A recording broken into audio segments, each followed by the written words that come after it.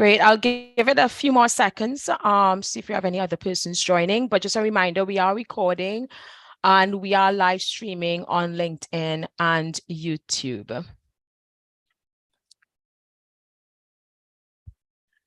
Okay, great. I think I shall start. So as I said, morning, afternoon, evening.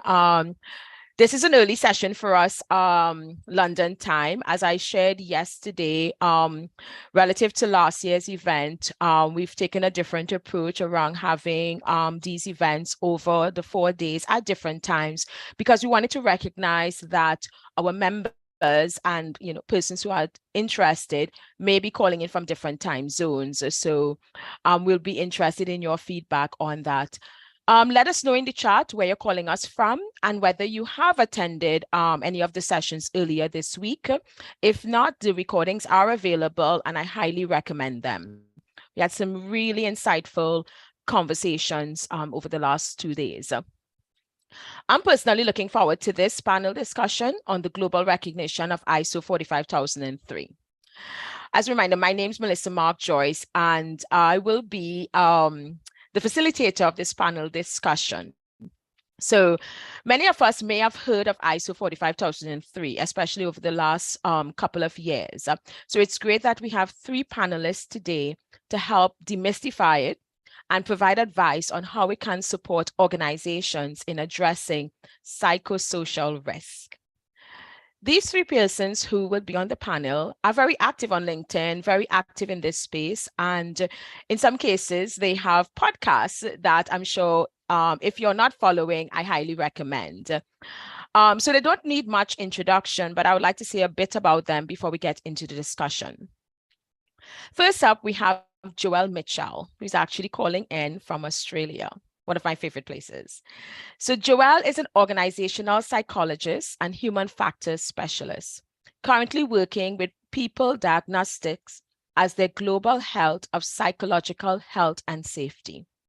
She takes academic research findings from the fields of psychology, OHS, and human factors, and translates them into the language and tools used in the field of risk management. She applies the principles of evidence-based practice to drive improvement in psychological health and safety outcomes. She's a regular speaker at industry events and co-host of the Psych Health and Safety podcast. Louise Hoskins, who is the director and owner of Hoskins Associates, co-founder of OneWISH, and current IOSH president. Louise is well known as an IOSH-approved training provider and risk management specialist, bringing with her over 29 years of experience within a variety of blue chip and public sector organizations. Her aim is to help organizations create healthy, happy, and safe workplaces that enjoy all the benefits of operating in a sustainable and environmentally friendly manner. And as co-founder of OneWISH, Louise is a brainchild for why we're having today's and this week's event. Welcome, Louise. Last but not least is Peter Kelly. Peter spent 24 years working with the UK Health and Safety Executive as a psychologist and more recently the head of programs for the Mates in Mind. Peter is a well-known technical expert on mental health and well-being and prevention of work-related stress, and has been an advisor on several European projects on psychosocial interventions. Peter was actually recently profiled on the British Safety Council website, the link of which I'll put in the chat. And Peter can also be heard on the UK Psych Health and Safety podcast. So we have 2 people who have podcasts. So Louise, when are you starting your podcast series? When are you coming the next Meghan Markle? Well, I have to say, Flourish DX are very good to me, and I do enjoy the chat with them. So I think I do have the award as being on there for more than once. So I've listened to the UK one, the UK and Australia one, and I know for their 100 episode, Joelle, they did have some they did highlight people who have come back at least more than once. So you may have some competition there. we know each other very well, so I think it's going to be an interesting conversation. Yes, and so I want to say thanks, Joelle, Louise, and Peter, for giving up your time for this session today. So as I said, for those who are watching or listening in, post your questions in the chat box. I do have some questions for the panel, but I'm also interested in any questions that those listening in would like to ask. So we'll bring those in as we go through. So I smiled when I was using the terms psychological safety, psychosocial hazards, etc. So I want to kick off actually with a question around, we've been seeing the terms, some of us are using the terms psychological safety, psychosocial hazards, risk, etc.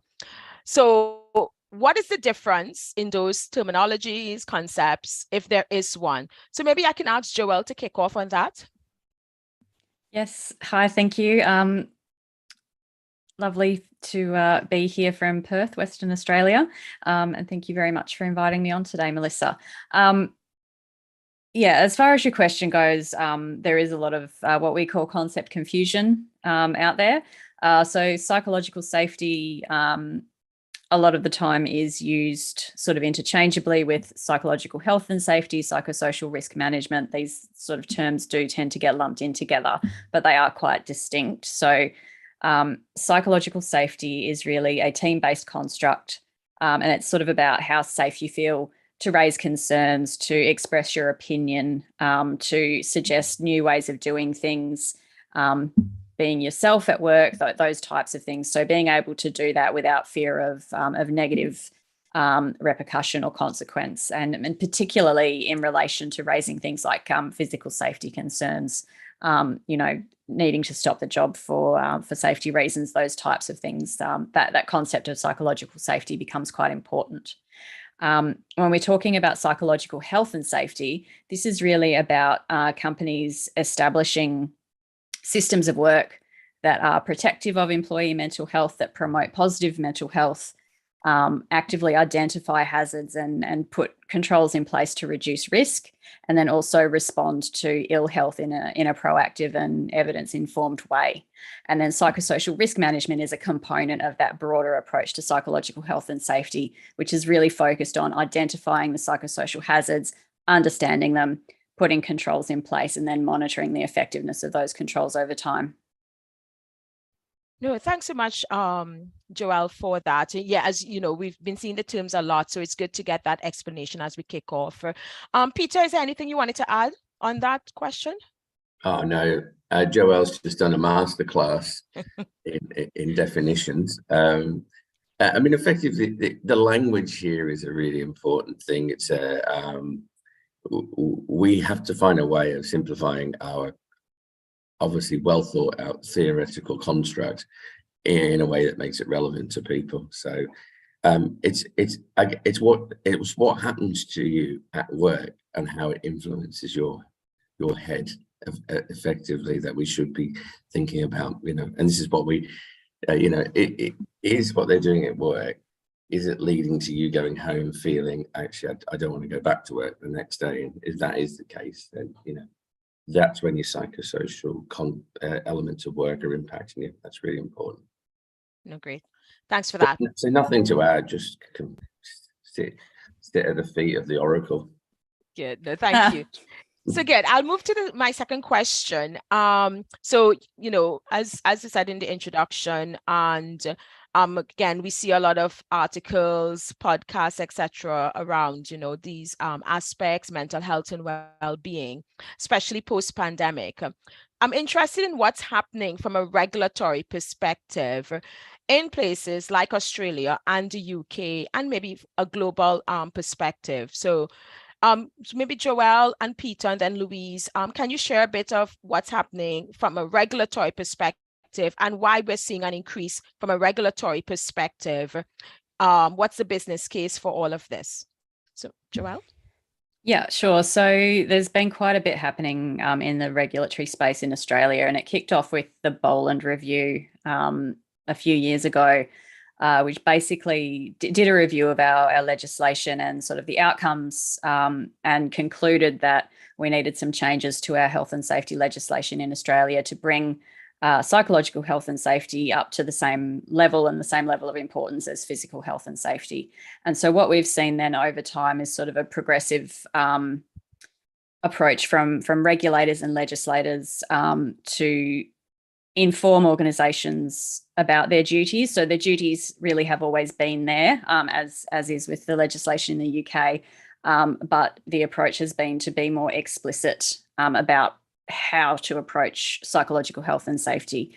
And so most recently in Australia, we've seen our model work health and safety regulations have been updated to include a section specifically looking at psychosocial or psychological health and safety, psychosocial risk management. So giving more instruction to organisations in how they should be approaching this to be able to demonstrate that they're meeting their duties under the Act.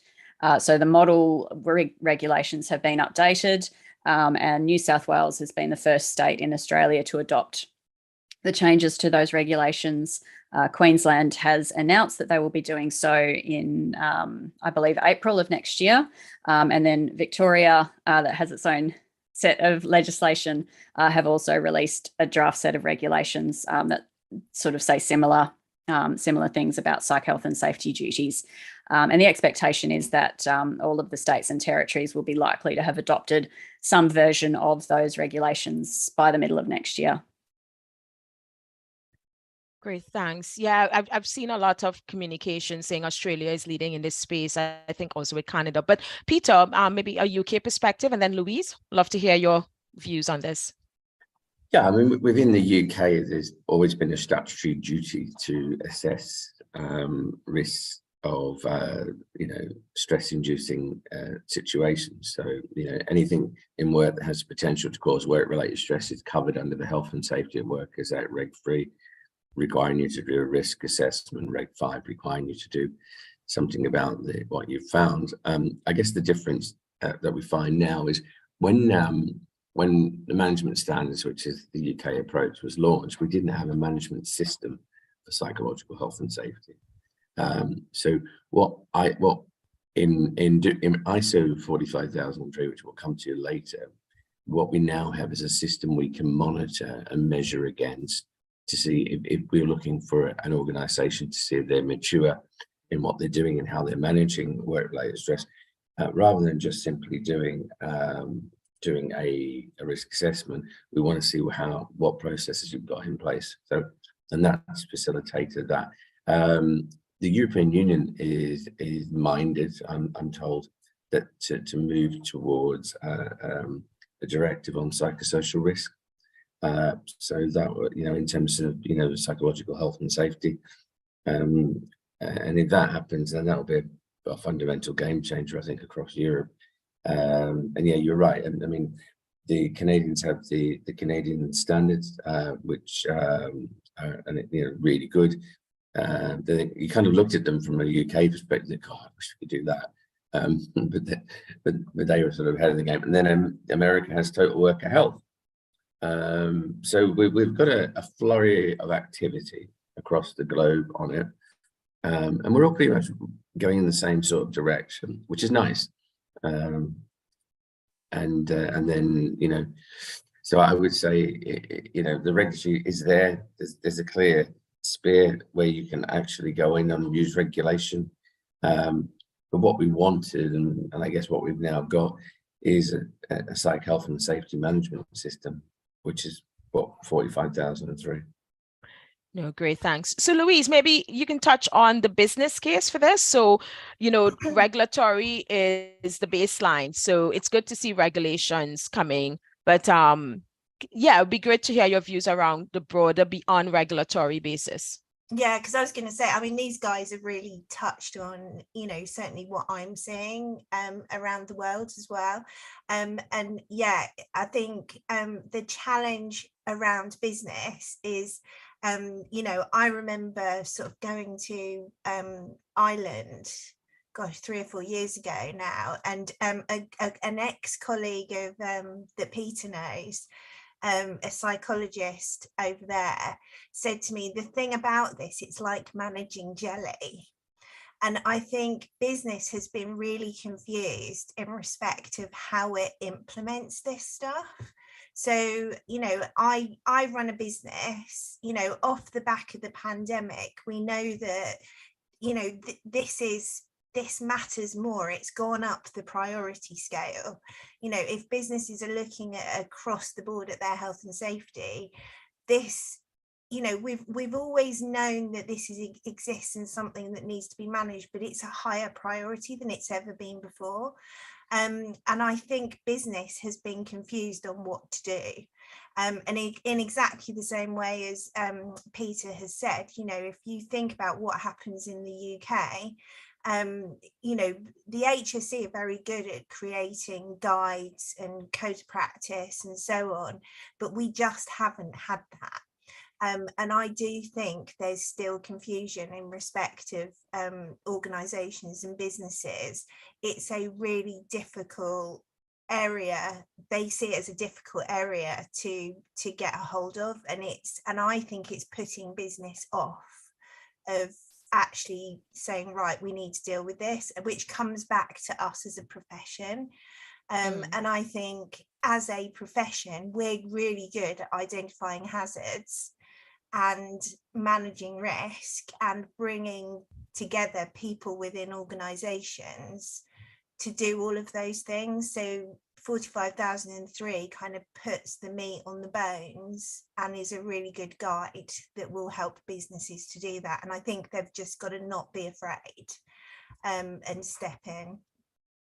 No, great. So thanks for those perspectives, and it ties in well to my next question around, you know, ISO 45003. Again, one of the buzzwords in the last year or two, but would be great to understand a bit more about it. And, you know, how did it come about? What's happening globally about its implementation, and what has been the uptake across the globe? So, Peter, I believe you had something to do with its launch or development, I should say. So maybe I'll ask you to kick off and give us more details around what is ISO 45003. I love the word kick off. Yeah, I mean, basically, being the full geek that I am, I have the standard in front of me, and in essence, ISO 45003 came about because there was an original standard 45001, which is looking at a safety management system, and everyone, well, what about psychological health? And it wasn't included in the original standard. So that was 45,001. 45,003 was a consequence of it not being there, but it was also, I think, a seminal moment for it, because we've all been tinkering away in our little domains in the world on looking at psychological health and safety, and we hadn't really brought it all together. And effectively, that's what the 45,003 does. You can see it there. It's nice. It's red, and what it attempts to do is to align the practices of what countries are doing on psychological health and safety. It was 3 years in development, many arguments and disagreement, and even when we've done it, not everyone was happy, were they, Joel? You're like, I can't believe you did that. But that's the joy of being on a committee. You have to sort of negotiate certain things. But no, it sets out a management system for you, and it does that in a very effective way. It is now only 38 pages long. The original one was 90. In fact, it's 26 pages. So the point being is it's readable. It takes you through the system, and it is there as a consequence of 74 countries coming together, and which have representation and agreeing to this as a standard, and has been in one South American country adopted as part of their national regulations. And it does give you, do you want me to go quickly through what the elements of it are, or should we talk about that later? Yeah, no, go ahead and just highlight high level what the elements are, the framework. Okay, so and essentially it sets out to give you the scope of it and the terms, and we've just had a very good example of terms and definitions. what we mean in this realm. So the first thing to need is you need to understand the context of the organization. Where are they in their maturity around mental health issues? The role of leadership and worker participation, how strategically important leadership being committed to this in a real way. Then there's the planning, how to address the risk that are there, and we take you through those processes, what support needs to be in place, and then the operational planning and control as well. And it is, if you are familiar with the Can-Do Act, it's a Can-Do Act principle that you're doing, and then you do a performance evaluation and improvement. And if you go online, you'll find a very nice graphic that explains all of that in a really good way. And if you are like me, you'll go to look at the 1 hour training. Even though I helped advise it, I went to the 1 hour training that Flourish DX do, which is a great introduction to take you through it, and to simplify the message. Obviously developed by Joelle and then fronted by Jason. So but the true knowledge sits right in front of us. So yeah, it's I thoroughly recommend, if you're not familiar, do the hour training, and then come back and talk to us, because we are almost like on a mission here to change the world of work. Well, not almost, we are on a mission to change the world of work, that people can go home healthy, not go home mentally ill because of the context of their work. So yeah, and that's what it does. Excellent. Thanks, Peter, for that overview. So Joelle, would like to hear a bit more from yourself, and Peter touched on a program you all are leading. Yeah, so part of what we do, in addition to our technology platform, is that we do provide a lot of free resources. E-learning, the podcast, is another example, because we recognise that it is a learning journey for most organisations to understand these concepts and get to a point where they can see why they need to do it, what they need to do, how to go about it. And so we do develop a lot of these resources. So the 45,003 training, as Peter said, it is a 1 hour course. I'll pop the link in the comments here, but it's 45003.org, so it's nice and easy to remember. We've got a few different courses available in there, but the I think it's called Foundations, 45,003 Foundations. It goes through each of the content clauses, really sort of describes it in probably less standardese, so more layman's terms, and we sort of talk about examples of how you might go about implementing that, approaches that you could take. So it makes it a little bit more practical than just a set of requirements. And so we've had a really big uptake in that particular course. No, excellent. Thank you. And I love that, it's being made free, and we're sharing it on our platform here. That's really amazing. Louise, anything you wanted to add? Yeah, I was actually going to add that I think that Peter was instrumental in working with BSI to actually make the standard available to SMEs as well. So if anybody sort of knows and understands how, implementation of ISOs works, is organisations are responsible for holding and owning their own copy of the standard, and Peter was part of the team that made sure that this standard is going to be accessible to everybody, so we need to give Peter a big round of applause for that. So and I have to say, my internal team has gone through the training that Flourish DX provide, completely complimentary, and we've found it really useful and really helpful, and the podcast and everything else have really backed that up as a valuable resource that's literally going around. And what I really love about this is that we've come out of the pandemic, we've realized that this is massively important, and we're working together as a global community in a way that I've never seen before, which is incredible. I feel like I have conversations with Joelle and P interspersed as if we're kind of round the corner. So it's one of those really positive pieces. One of the things that I would say is that and again, these are personal perspectives from working with a wide range of organisations. Organisations don't have to have 45,001 to implement this standard. I loved what Pete said about the Plan, Do, Check, Act cycle. So if people are adopting the Plan, Do, Check, Act cycle, which, you know, I certainly work with much smaller organizations to even get them, you know, that's where we start. That's how we kind of develop this. And there's no reason why smaller organizations can't start to implement this.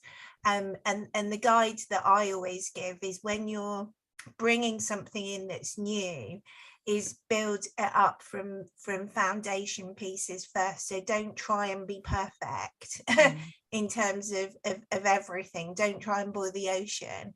It's look at the foundation pieces that you need to undertake first.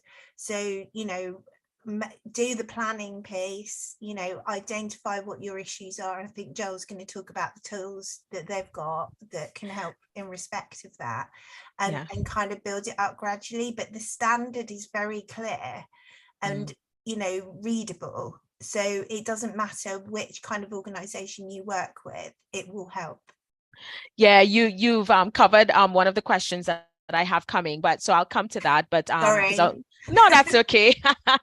But can I just say, it is possible to spend 7 hours talking about the word risk. So and just consider, when you're developing a standard, that actually you know, the consensus is at the heart of it. But it literally was 7 hours in a hot room talking about risk, and the only risk I was I was going to get dehydrated. But there you go. No, thanks, Peter. Peter mentioned it. You said there's been a country that has taken it as a regulatory requirement to implement. So I didn't capture the name of the location. If you can clarify that, and then they're just in the process of doing it. So, but it is in South America. Oh, South America, right? Yeah. So, but they took it as the basis on which they you know, changing their legislation. I mean, ultimately, I think, I wouldn't be surprised if once you know, once we start addressing this, if other countries do look at it and go, well, do you know what, actually the principles in the standard could be useful. But I think the thing to remember is that this is a voluntary standard. So it's not under law, you're not required. Whereas actually there are standards which are defined, which are law, and they're agreed in principle that's what you're expecting to people to do. So it's currently voluntary, I guess that's why. No, understand. So are there any other examples of implementation, like organizations, or do we know what's been the uptake so far? Well, we've got examples in the UK, MCOR and Serco, which have both you know, successfully implemented it. I'm hearing from people, you know, through contacts and that some people are starting to use it in SMEs, which is good, because the language was specifically developed to support SMEs as well. And so there is uptake is dependent on which country you're in, obviously, and how embedded they are in the standards process. I'm told from the British Standards Institute that it's going well. I'm not quite sure what that means, but going well probably is a good thing.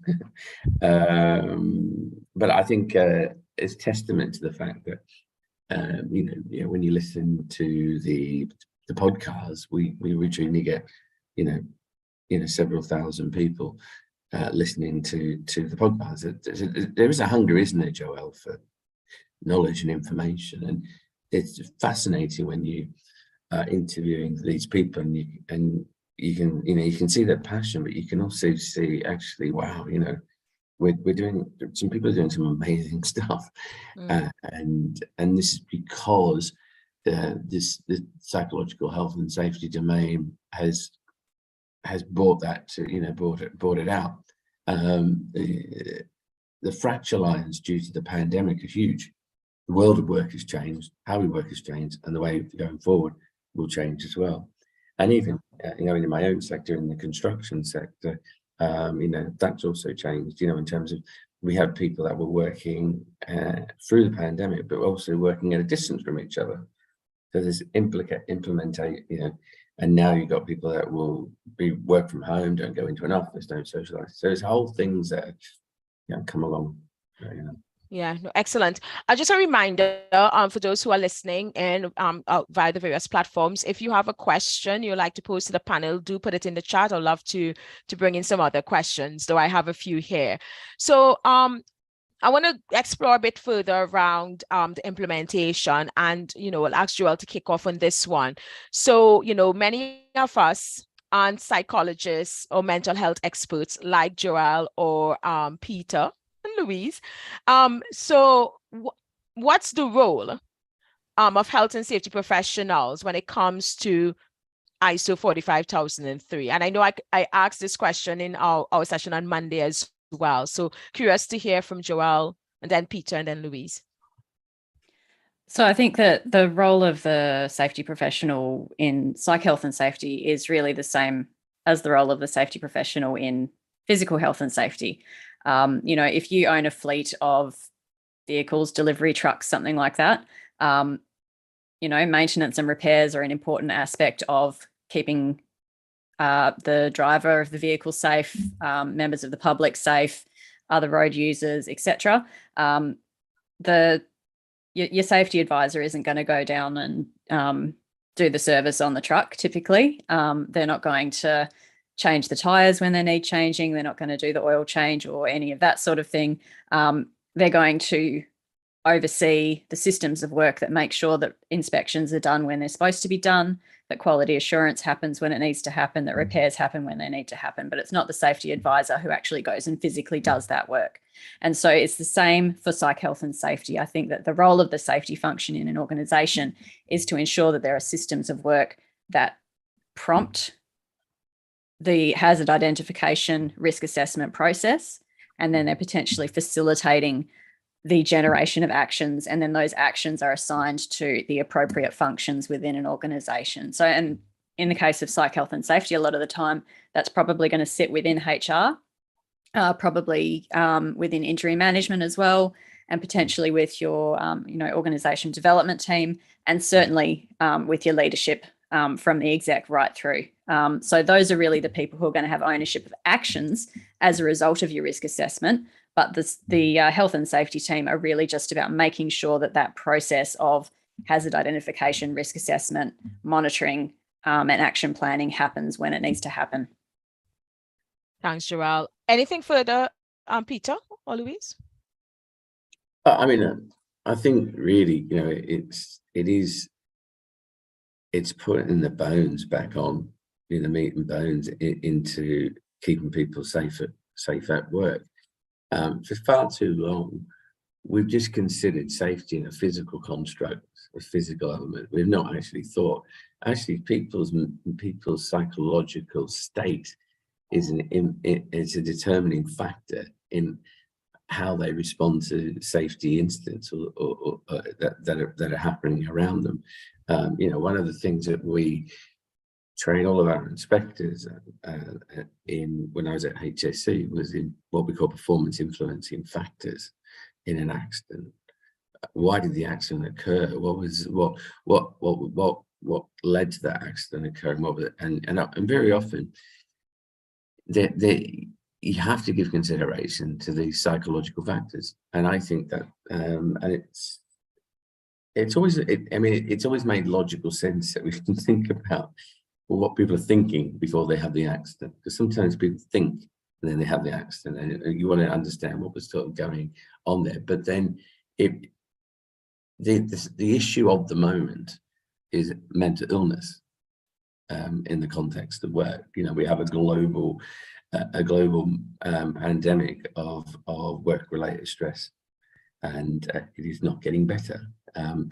And actually, so doing something, doing the stuff that Joelle has been talking about, and addressing it is really, really important. So I kind of answered that question. Thanks, Louise. Yeah, no, I think this is a great question. What is the role of the health and safety professional in this?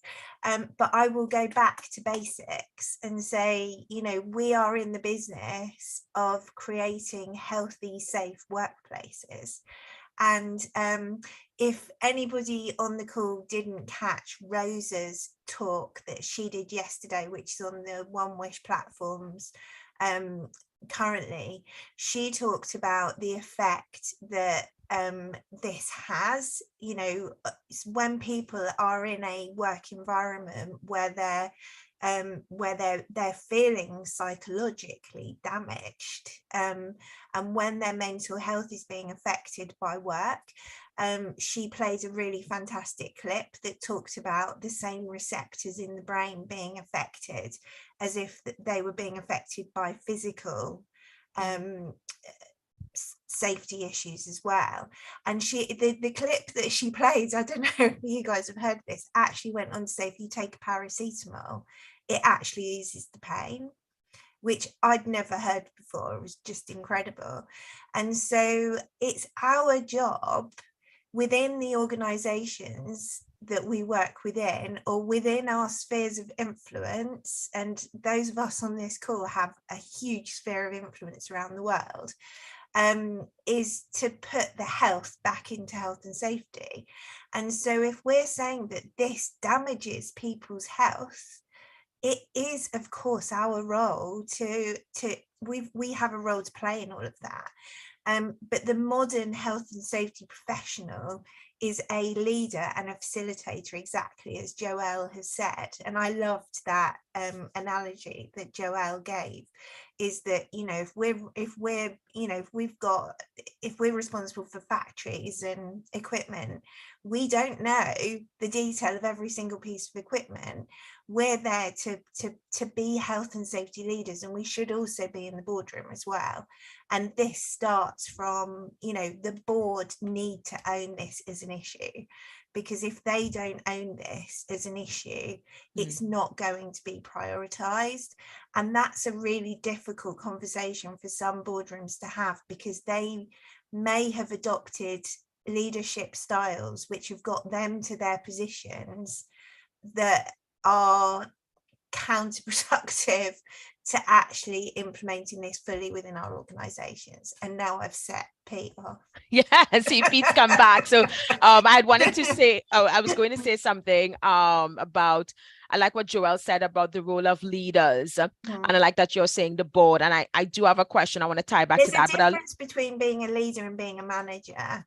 Yeah. Which comes back to a bigger health and safety debate, but I'm going to let Pete speak. So Peter has something he wants to come in. Yeah, thank you, Louise. Let's get this right, okay? For the last 50 years, our focus has been on physical, and we've not looked at this bit, the heart. Yeah. So what we need to be considering is putting the heart back into health and safety. But more than that, we need to be putting our focus back on health. And traditionally, we default to safety, and we don't realize that health and safety are interconnected. So these people who say, well, I'm a safety rep, that is inclusive of the fact that you need to do both the physical and also how is that person feeling. Does the way we work cause people to be ill? If you've got 20 people on your team and 5 of them are off with depression or anxiety due to work-related stress, you have a problem, and it's a safety issue as well. Isn't it? So yeah.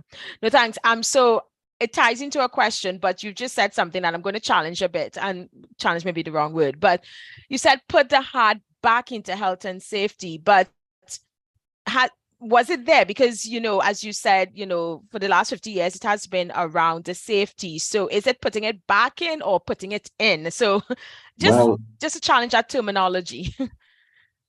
I we was did, the one who set this all up anyway. right. It's putting it in if it Yeah. hasn't been in before, right? Well, you know, when you if you look at if you chart health and safety, what when people were first starting out in the 70s, 60s and 70s were, in the 50s are a nightmare era. But in the 60s and 70s, we started looking at physical health issues. Because we had incidents. So the Yeah. incidents, So, right? so being one of those, and we started to address that. So actually, we were then looking at some of the health issues. There was a movement in the 80s, if you remember, for some of us who remember because I'm old enough, but there was a movement in the 80s to looking at putting the psychological element into health and safety. So yeah, so Oh, there okay. has been points where we've gone and then everyone's going, oh, not sure, let's go, because we default to the easiest thing, don't we? That's why we make people resilient and mindful.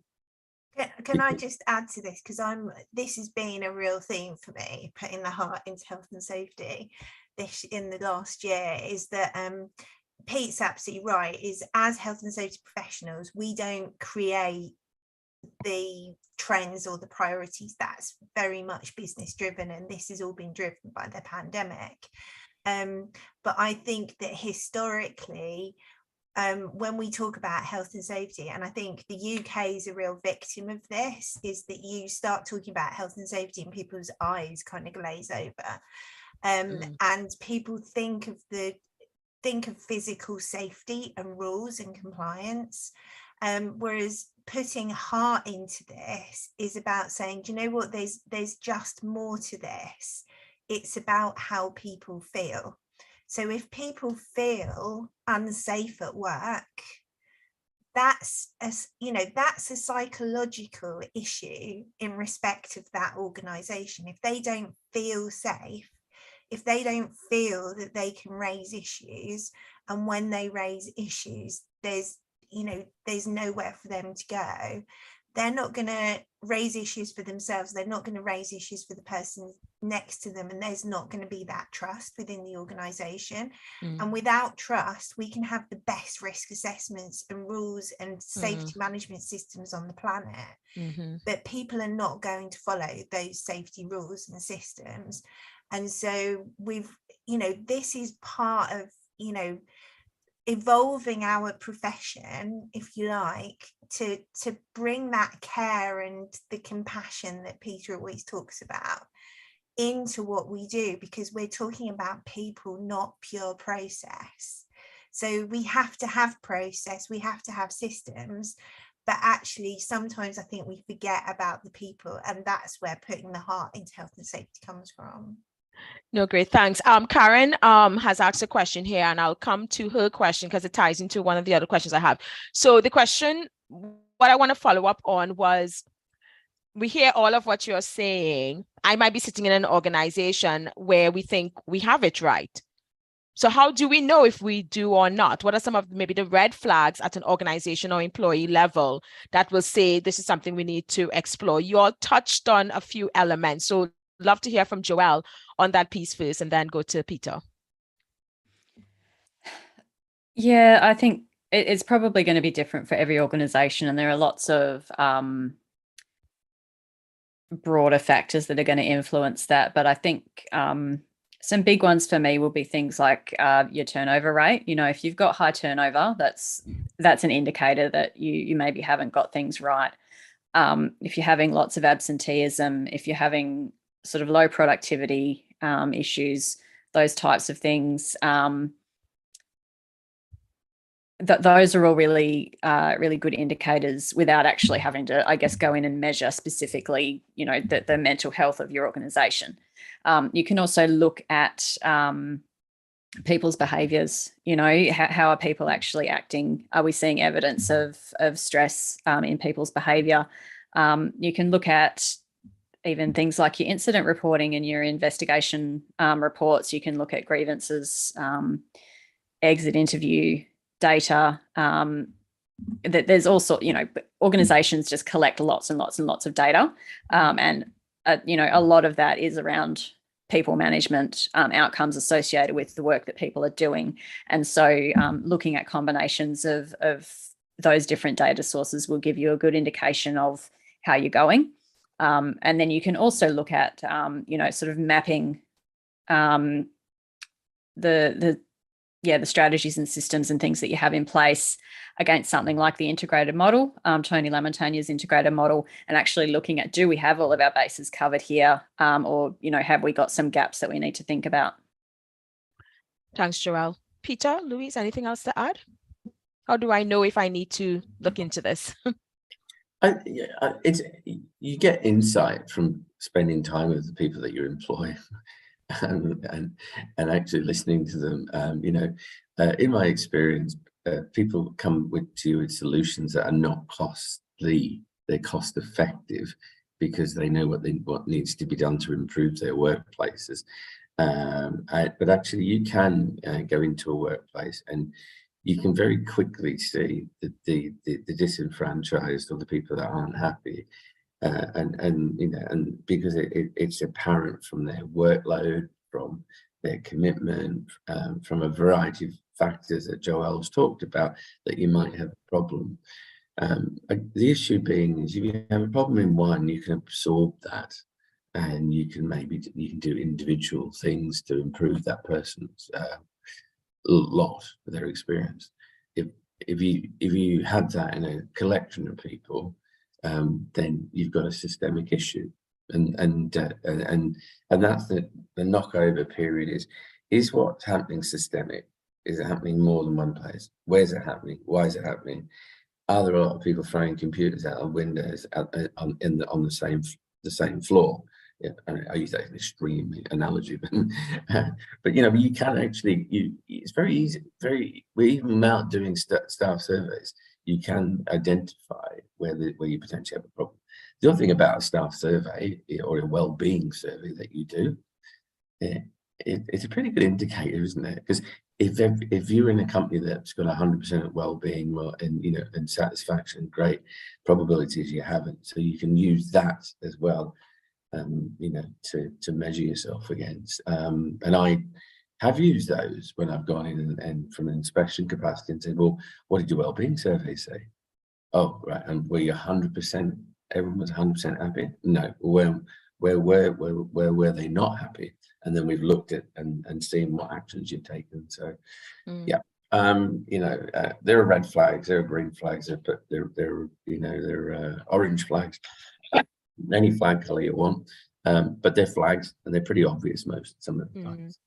Louise, before you come in, I just want to expand, and maybe you can touch on this then. So, in the last 2 years, there's been quiet quitting. There's been people have been leaving. Part of it has been everyone's been reflecting. COVID period has allowed us to really think about, what do we want to do? Where do we want to work, etc. So Joelle and both Peter has mentioned about people leaving an organization. So can an organization say, well, no, it's because of all of the other factors that, every company is seeing, and less about whether my workplace is psychologically safe? I don't buy that. There are other factors why people leave, but actually, this comes back to another core, and it's, if this is a core foundation for organizations to get right, and Joelle and Pete have described really great indicators for working out what, for understanding whether your organization has an issue. What I would also say is if leaders don't know that they have an issue within their organization, that should be a really huge red flag, and they need to be talking to their people. They need to be understanding what that culture is within their organization, and they are in a, they hire the people, from a boardroom perspective, they need to be asking these questions. I dealt with a situation, because I deal with lots of different companies. I dealt with a situation where I didn't have something that I needed. And I spoke to somebody on the telephone, and they came across terrified to me, saying, I'm so sorry that I didn't get it. And you could hear the terror in this person's voice, because that I hadn't had something that I needed, you know, at that point. And it was like, do you know what, this is fine, you know. It's like, if nobody has, you know, nobody's hurt themselves, it's okay, we will move around it and get around it. And it's, you can feel that within an organization. I think it's part of our roles to develop that empathy. And if we're feeling, you know, it comes back to putting heart into health and safety. If you feel that something isn't right, is follow that instinct. I've always, you know, I've always followed my instincts in respect of this. And I think for organizations, it has to be a core value, and there can be other factors at play, but whether somebody feels psychologically safe at work matters, and it's a core foundation. And I guess even if you think you are at a good level, there's continuous improvement as, you know, people change out. We have different people coming into the workforce, etc. I've just realized the time, and wow, time has flown by. So I'm going to jump to Karen had asked a question, and it ties into one of the questions I have here, because I want to get back to 45,003 and implementation. So Karen asks if anyone knows if there's been recent research done within workplaces of interventions that have been put in place to improve individuals' psychological safety. So thanks, Karen, for that question. So I guess maybe I'll tie to my question I had about what are some of the key elements for successful implementation of 45,003. We touched a bit on it, but I wanted Joelle to expand a bit more around some of the tools that's available. And if you can maybe link it to Karen's question as well, if it can be linked. Yeah, they're two separate things. Oh, is it? Okay. That's okay. So, I mean, in terms of research, unfortunately, the majority of research at the moment is very much focused on individual level interventions. So, you know, let's look at mindfulness or resilience training or those types of things. Even, you know, mental health first aid, or, you know, all of these types of interventions that are really aimed at helping an individual cope with the stresses in the workplace. There hasn't been a lot of good quality research done on the preventative, the work design type of approaches. That's changing. So in the episode coming up on Tuesday, actually, we've interviewed Dr. Carol Hon, and she's talking about the research that she's been doing in the Australian construction industry. Jason and I really nerded out in this one. So it's, if that's your thing or not, I don't know, but we were very excited about the research that she's been doing, what she's found so far, and the next steps are going to be actually evaluating those work design type of approaches. So I guess that research is coming. The important thing, though, I would say is that to reflect on what Peter said, the most important thing you can do is consult with the people who are affected, and most of the time they're going to be able to give you a pretty good idea of what the best actions are going to be, and they're going to be different for each situation because the drivers that are actually triggering those hazards to emerge are going to be different.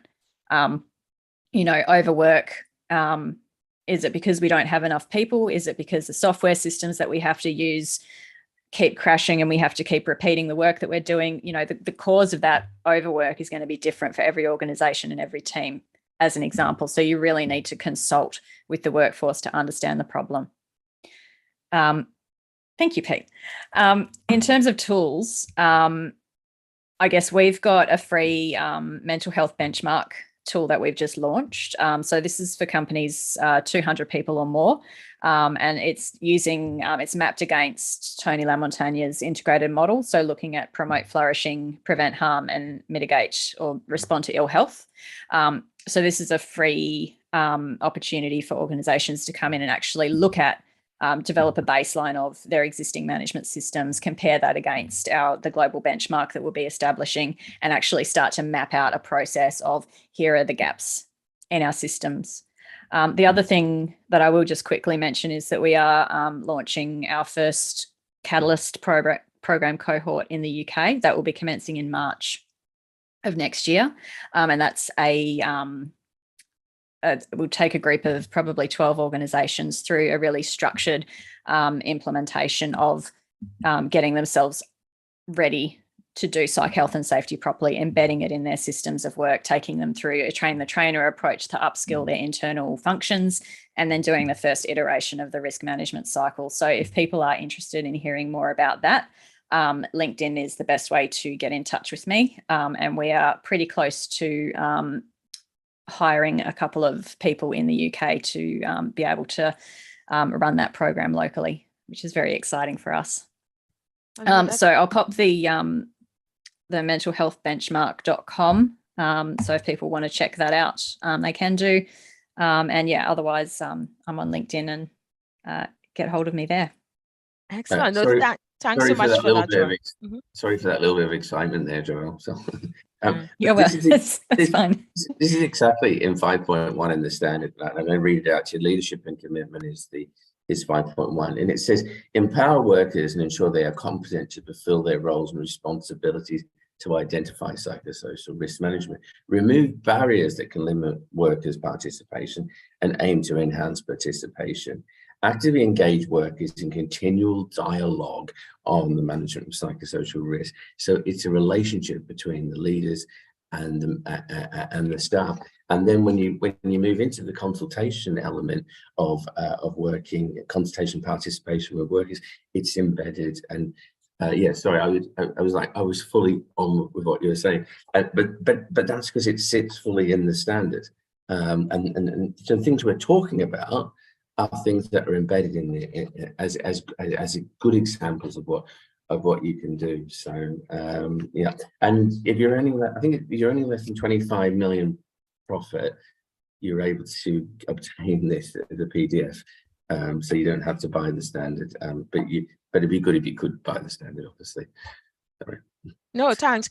Peter, can you post, if possible, the link to the standard in the chat? I can, if this is the paper copy, but I can send it to you. You can send it out. Okay, yeah, we'll do. Yeah. So thanks, Joe. Fill out a little form to say you're small. Yeah, so I'll do it for you. No, good, thanks. Yeah, thanks, Joel, for I was trying to be efficient, tying into two questions because I immediately thought interventions would be the 45,003. So Karen's posted she's doing her master's in occupational and organizational psychology, focusing on leadership styles. So have had so many ideas from the session. So no, that's a good feedback as we come to the near to the end. Can I just quickly, really, can I just pick up Go ahead. a couple of things? There's a couple of things that I want to just say about this as a standard. So again, implementing ISO standards within organizations does not necessarily, it's not about a tick box exercise, and implementing ISOs may not be the right approach for some organizations in respect of how they raise their standards. But what I would say about 45,003 is that it has been really well thought through, and there's something in here that is going to enable organizations to actually create those foundation blocks that I've talked about, that initial piece. And Joelle mentioned organizational design, and if we translate this into what we do in respect of health and safety, we can eliminate risk by really good design. And we know that from physical health and safety, particularly in the construction industry. I'm a big fan of CDM. And this is no different. So we need to start by looking at how our organizations are designed, which kind of plays into governance, which I've been talking about quite a lot as well. And that has to be the foundation piece. And that's where this standard is brilliant, because this will help organizations to create and understand what they need to do from an organizational design perspective. And I think that's absolutely the place to start. If we start with, you know, we've talked about this a lot, you can't start with just introducing health, you know, mental health first aiders to organizations. It has to be looked at much more holistically. No, thanks. And Louise, I think that's a great way to close as we're at the top of the hour. So thank you for summarizing that. We could actually keep talking all day. We could, but I do have a meeting and I'm sure everybody else do as well. So I just want to say thanks very much to Joelle, Peter, and Louise for, you know, very informative, insightful conversations. Love the sharing of the information. Thank you, Joelle, for putting those links in the chat. I know the OneWISH team knows this of me. I'm a podcast junkie. There's only about 8 that I actively listen to. And 2 of them are the Psych Health and Safety podcast, the Australia one, which I don't want to go into much about LinkedIn and how much I like the information I get from it. But I found out about it through David Provan connection, etc. And that's how I found out about the Australia one, and then from there the UK one, and now there's the USA one, etc., where we connected with Dr. Daniels. So anyway, so I highly recommend the podcast. They are great. And I also like that, you know, sometimes there is like cross linkages with different podcasts, etc. So Joelle, I know Jason isn't here. You all are doing an amazing job. Peter and I've forgotten her name now. Sorry. You're muted. Sheila, thank you. Sheila Lord, thank you. Doing a great job as well. So I highly recommend those podcasts. And so Louise, we need yours. I just go on everybody else's podcast. I know. Thanks very much, everyone. I hope listeners who joined us. Tune in for the other sessions, the other OneWISH sessions, because we've got Heather Beach tomorrow. Yes, thanks, Louise. So with that, just want to remind. She's a crack at Heather Beach. Yeah. I was trying to find the link. I couldn't find it in time, but I will give you the link for the standard, so you can. Yeah. Yeah, thanks. So as Louise has touched on, we have day 4 of our sessions tomorrow, where we will be having Heather Beach at 1 p.m. UK time, who will be speaking on managing stress and burnout in an uncertain world. So very connected to the conversations we've had today. But earlier in the morning at 10 a.m., we'll be having a great panel discussion about where mentoring fits in improving health and well-being. And that will be led by Karen McDonald and Anne Demet. And they will be having several other ladies joining them in that discussion. So do join us and do follow us again on all our social media pieces. And if you haven't seen or you weren't live at the events earlier this week, the recordings are available. Very useful information. So keep well. Thanks, Joelle, from calling in from Australia. Bye. Hope to see you sometime soon. Thanks, Peter. Thanks, Louise. Bye. Bye, everyone.